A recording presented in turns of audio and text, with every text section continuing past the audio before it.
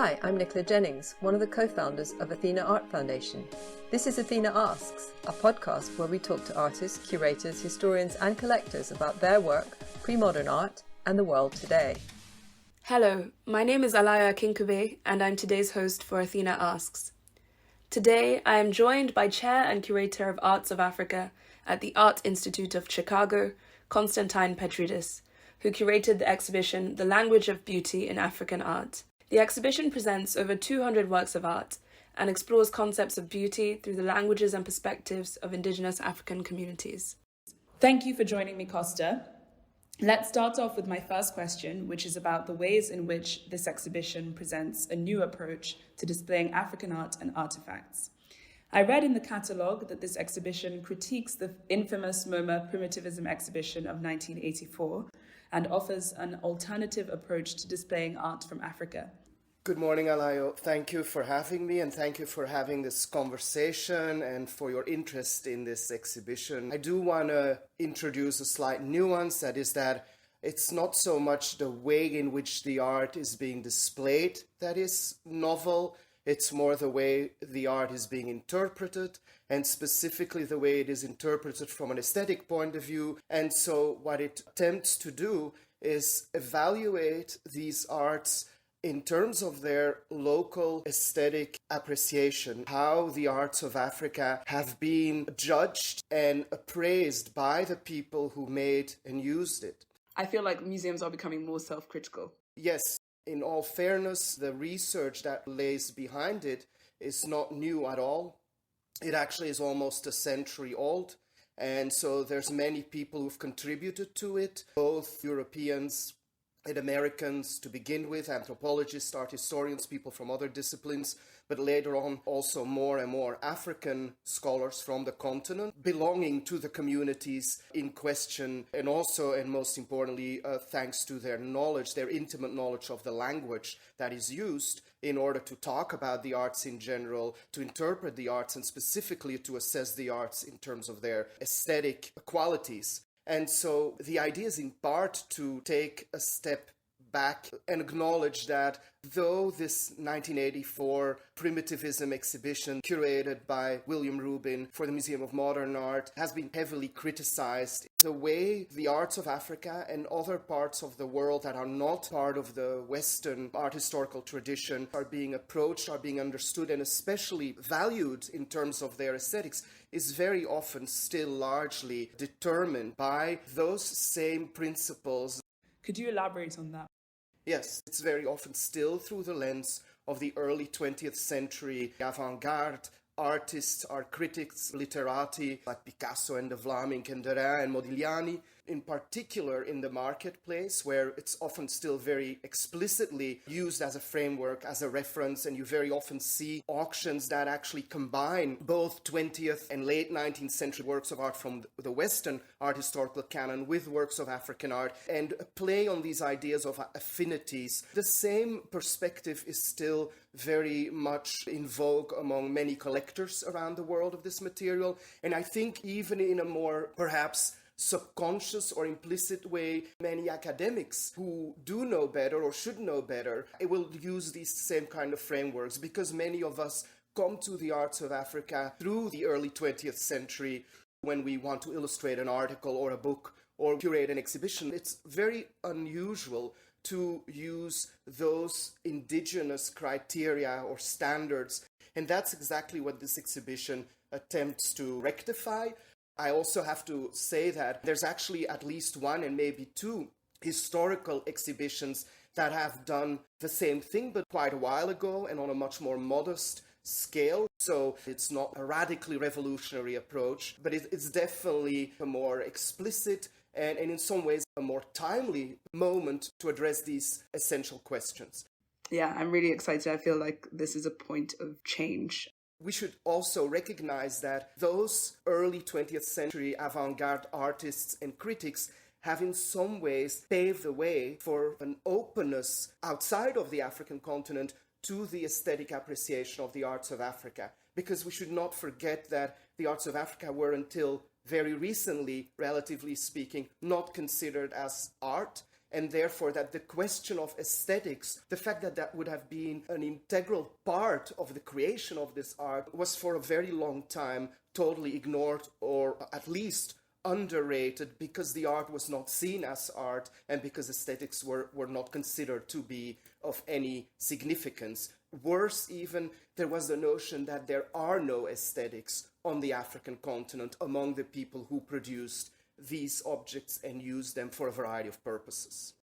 So I suppose this exhibition is posing something new in terms of trying to think about a language of beauty from the perspective of insiders. And by insiders, I mean indigenous communities. And it's also been informed by research that is spanning decades.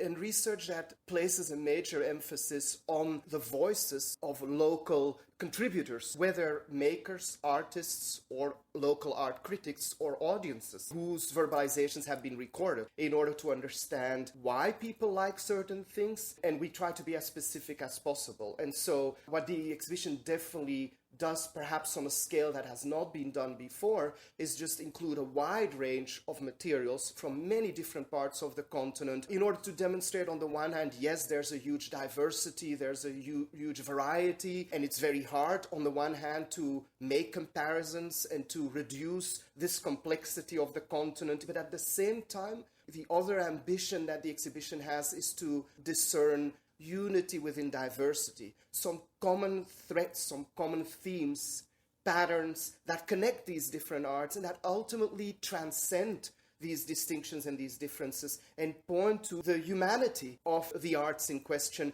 acknowledging that we as a species, the human species, are an aesthetic species, that we look for beauty in a variety of ways in our lives, that we express it in a variety of ways, and that we do so not as an afterthought, that it's a very essential part of our lives. I think that leads me on to my next question. Africa is a huge continent. How much of Africa does this exhibition cover? How is it arranged in terms of geography? Because I haven't seen the exhibition, and I imagine that most of the people who will be listening to this podcast won't have seen it either. No, it's a great question. And obviously, any exhibition that is ambitious and talks about African art in general runs the risk of being criticized for that precise reason. The continent's boundaries are in many ways artificial. The boundaries of the nation states that compose that continent are even more artificial. So we use African art in the title. We're still referring to what has for a long time been understood when talking about African art in the art historical museum context. So the focus is on sub-Saharan Africa, Africa south of the Sahara, and within that broad region, basically on West and Central Africa. And so the area that is covered largely overlaps with a large language family known as the Niger-Congo language family. And those historical linguistic affinities that cover many centuries or even millennia express themselves in shared cultural traits and ultimately also in shared artistic values. That said, there's also a more pragmatic and material reason to focus on that portion of Africa, and that it is the part of Africa that has received the most attention to date from art historians and anthropologists in particular, and specifically when it comes to studies of aesthetics. Of course, it also happens to be the area where most objects that today populate collections of what is still being referred to as African art in a generic way stem from. In practice, we also have to keep in mind that, yes, the exhibition as it's presented at the Kimball Art Museum includes 220 objects, approximately, which for an exhibition in an art museum is quite a significant number. But ultimately, of course, it's still a selection, it's still a sampling only. You explained to me that really there are three main ideas that are being addressed in the exhibition. One is the influence of primitivism and the imposition of Western taste. The second is vernacular conversations of beauty. And the third is deducing aesthetic value from appearance. Is that correct? Yes, that's correct. The very first opening of the exhibition basically asks the central question of the exhibition, and that is, whose aesthetics are we talking about? And that is basically to make clear to the visitors that there's a variety of ways to assess the beauty and ugliness of the objects in question, but that what this exhibition wants to do is focus on indigenous, on native, on local perspectives, which, interestingly enough, very often has a direct relevance to the value that the object will ultimately exert in terms of its purpose, in terms of its functional life in the context in which it flourished and it was used. But then we do take a step back and we talk about the continued influence of the primitivist notion, where the main error, if you want, that was made there is that people imposed ideas about beauty and ugliness from the outside, that they read certain aesthetic qualities into the objects that were not necessarily there. And they made those mistakes because one could say they didn't care about local perceptions of beauty and ugliness. But of course, in defense of those early avant-garde artists and critics, we should also not forget that there was no scholarship available then, that these objects had been taken out of Africa in a variety of ways, ended up in collections, including museum collections, and of course, in the first place in Europe, in these so-called old ethnographic or ethnography museums, as specimens, as almost as biological artifacts, not as works of art, and rarely accompanied with any form of documentation.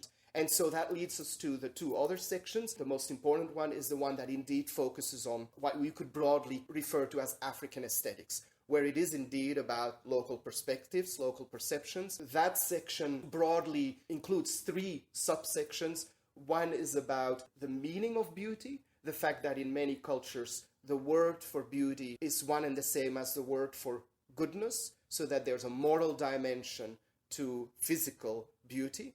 The second is about the religious function of beauty, the fact that beauty is very often strived for and expressed in the arts because it accomplishes something that goes beyond the physical, the material world, and that has very often to do with the religious purpose of the arts in questions, more specifically with the arts functioning as a kind of mediator, a bridge between this world and the world of the spirits and the gods. And then a side section, if you want, is one that focuses on some of the most widespread and shared local standards or criteria of beauty and the words that are used to denote them. And so we have ideas of harmony, of balance, of clarity, of youthfulness. Those are criteria that have been recorded among many different cultures with many different names, of course. And then the last section of that broad African aesthetics from an indigenous point of view focuses specifically on the ugliness in the arts as it is expressed and as it is perceived. And in many ways,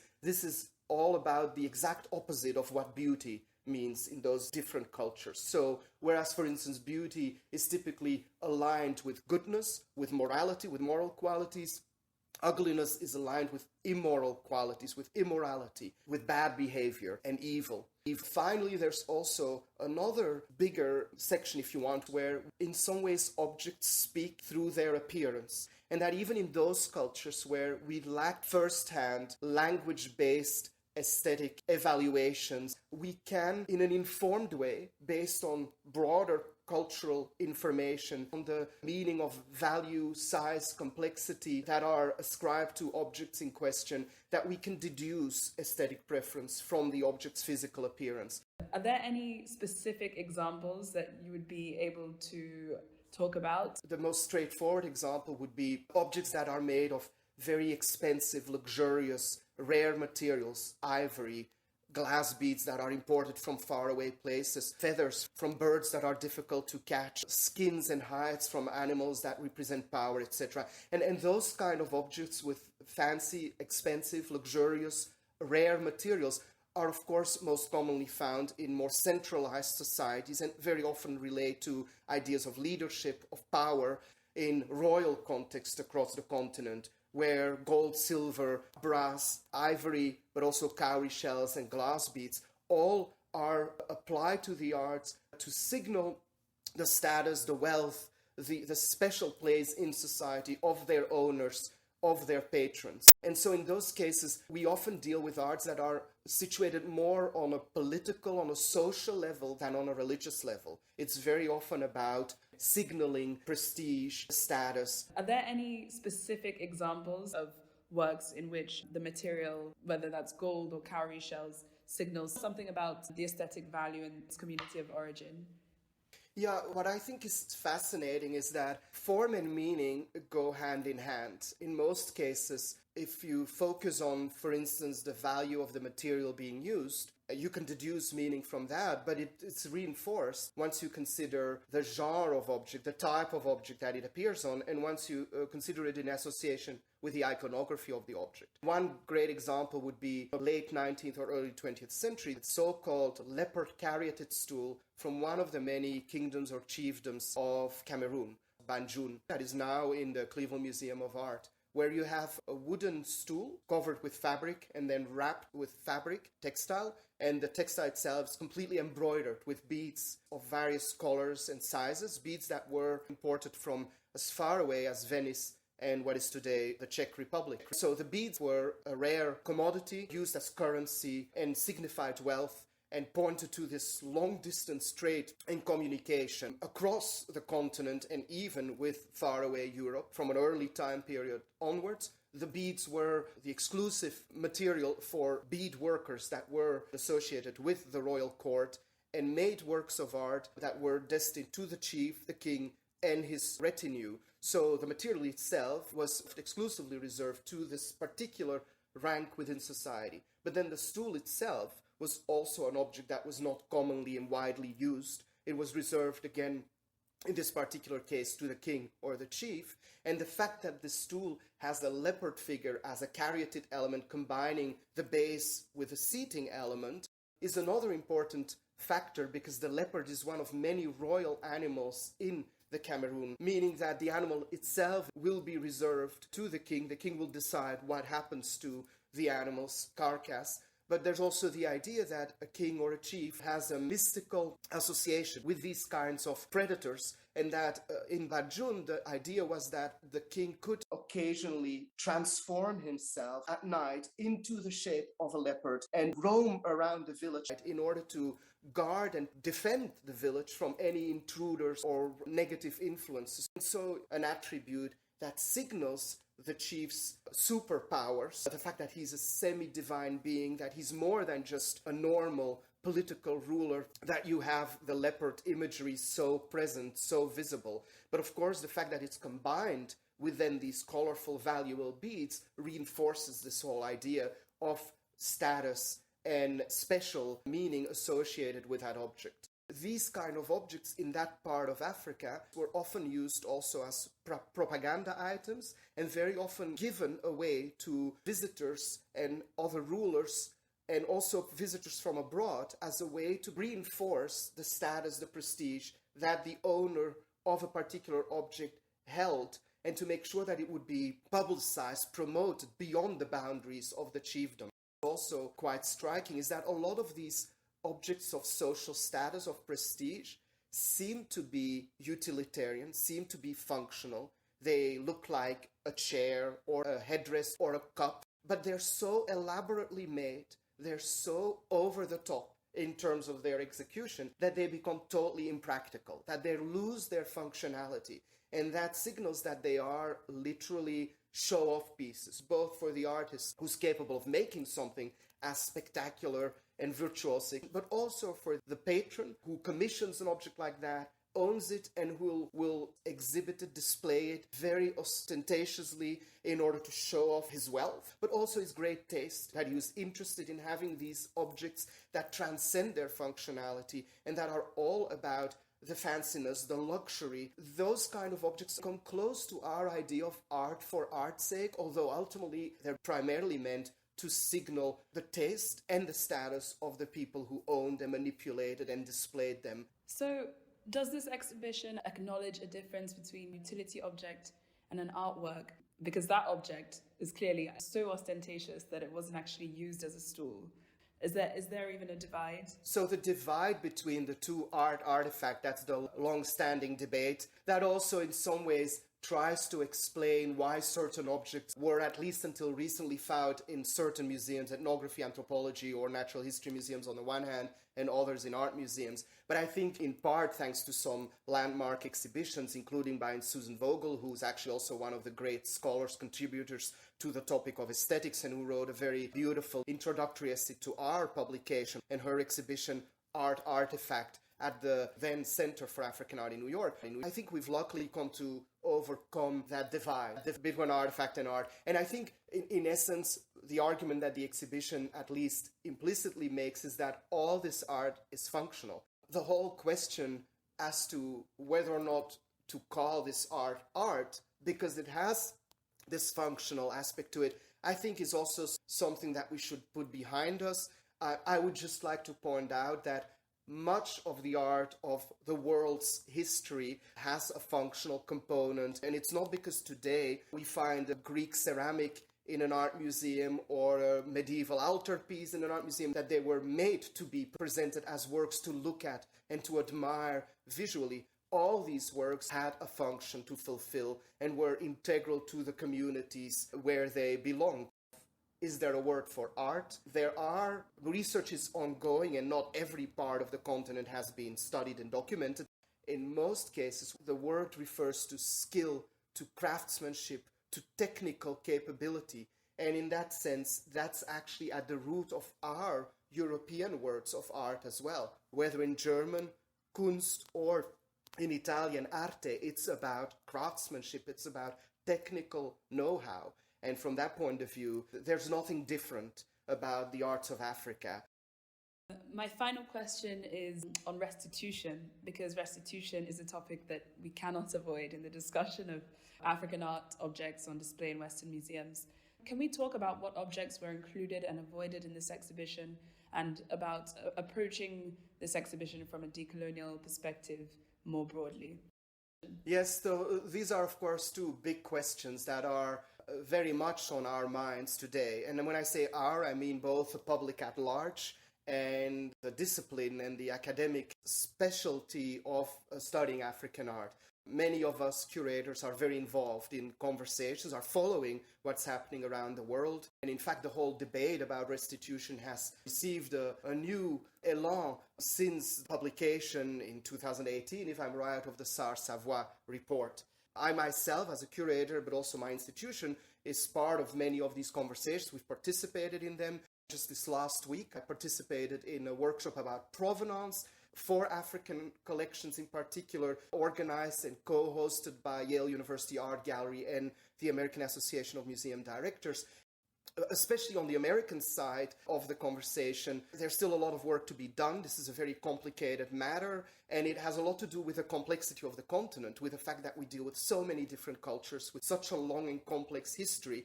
And so there too, in order to come up with a very simple statement, argument, and approach, is quite complicated and is maybe impossible. And then in addition to that, when you think about the nature of collections, especially in the United States, or in North America at large, they're very different from collections in Europe. On the one hand, they're not as directly related to the colonial enterprise, and every museum in the United States is quite different. Many of them are private institutions, don't have the kind of federal or nation-based reference or framework that European museums have. And that in itself creates also an additional set of complications when it comes to talking amongst each other and coming up with statements and approaches. But that's nevertheless something that we're very much undertaking as we speak. We're talking with one another, between institutions, among curators, and we're trying to overcome the divides between those various institutions, university museums and civic museums, for instance. And then we also and always look at Europe for inspiration and guidance, all the while acknowledging that the situation is quite different there. So far, the discussion has been primarily focusing on arts from the Benin Kingdom in contemporary Nigeria. There is something called the Benin Dialogue Group, which I personally, as a curator, as a representative of a museum, I'm indirectly involved with. In that we're part of something called Digital Benin. And so we are really following that conversation, and we're all looking for a way to approach that question and implement some of the recommendations that have been made. Because Benin is such a separate case, and in some ways a more straightforward case, because it's related to an historical moment, 1897, the looting of the Benin capital. Because of the currency of the Benin debate, I very deliberately decided not to include any Benin material in this particular exhibition. But I also have to say that there was no real need for me to do so because, ironically or interestingly, the research on indigenous aesthetics when it comes to the Benin Kingdom are actually not that substantial. The other highly contested domain are archaeological objects, and there too there was no reason for me to include archaeological materials because we know so little about the archaeological past, let alone about the aesthetic preferences of that past. There's two exceptions in the exhibition, and those two objects are basically introduced to suggest that there's some antiquity, that there's some history to the other works of art and the other concepts that are presented in the exhibition. The main part of the exhibition deals with late 19th, early 20th century to late 20th century, which basically overlaps with the time of scholarly investigation in that region. And so the idea is we can only talk about what we actually know. And whatever precedes it, we don't know anything about. We can make suppositions, hypotheses. Some of us believe in continuity and the fact that some of these traditions indeed are centuries old and that things have not necessarily changed dramatically over the course of time. But to make any kind of historical claim is very difficult because we lack the tools to basically reconstruct the past. But I decided to include two very particular examples of archaeological material to at least suggest the antiquity, not only of the arts itself, but also of the conceptual framework that surrounds it. One is a very straightforward example, an Ife head from the old kingdom of Ife that is a direct predecessor to contemporary Yoruba sculpture and art, and that, because of the scholarship and the vast corpus that we have at our disposal, plays a central role in the exhibition and is of central significance to the thesis of the exhibition. That particular object is from the Kimball Art Museum that has all the paperwork that one needs to have when it comes to these kind of objects. And so this to say that every single one of the objects in the show has been, as much as possible, documented in terms of its provenance, of its collection history, and that we have reproduced these provenances in the catalog, and that, at least from a legal point of view, we did our due diligence and our institution really watched over the collection histories of every single one of the objects in the exhibition. The fact of the matter is that there's very few objects for which we can trace the collection history back to the African continent. And that's where definitely American art museums distinguish themselves quite firmly from European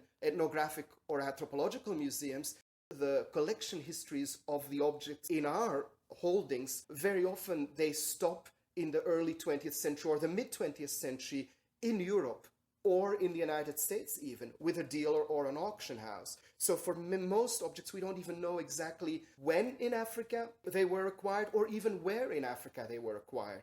Most attributions rely on what we call stylistic elements. So it's done by comparison, and it's all in some ways speculation or hypothetical. And the collection histories are very often, surprisingly perhaps, and definitely frustratingly limited. But we have nevertheless done our best to capture what we know to date. And of course, this is an ever-evolving process. It's true, there's always room for improvement and addition and refinement. But unfortunately, the idea that we can locate every single object from the African continent back to the African continent, be specific where exactly it was acquired and when exactly it was acquired, is in my mind, unfortunately, an illusion. I do want to perhaps also say a few words about this idea of decolonizing. Decolonizing the museum, decolonizing our research, decolonizing everything. The word is used often and unfortunately in many different ways, and I think it's important to underscore that. There's really a need to identify or better define what one means when one talks about decolonization. A recent special issue of the journal October, published in 2020, asked a variety of contributors and authors.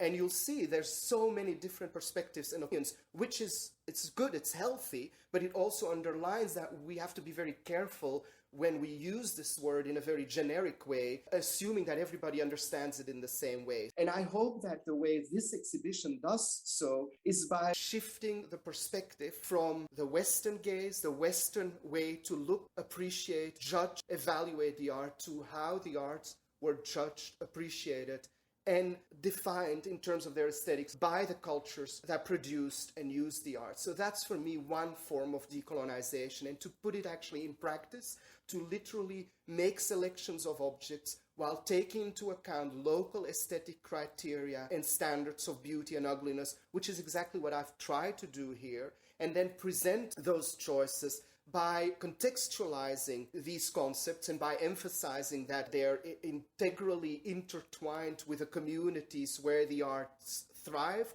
because the arts were meant to serve a function, that function very often transcended their materiality. So I think all of this, by again giving voice and by using the languages that were and are in use in these communities, that is one way to decolonize our approach to the arts of Africa and to center the African perspectives in a way that has not been done enough, and that could, in the long run, I hope, contribute to a more respectful and a more inclusive understanding of the arts. Well, thank you very, very much, Costa. That was a very enlightening conversation for me, and I've learned a lot. So thank you. Thank you for joining me on Athena Asks.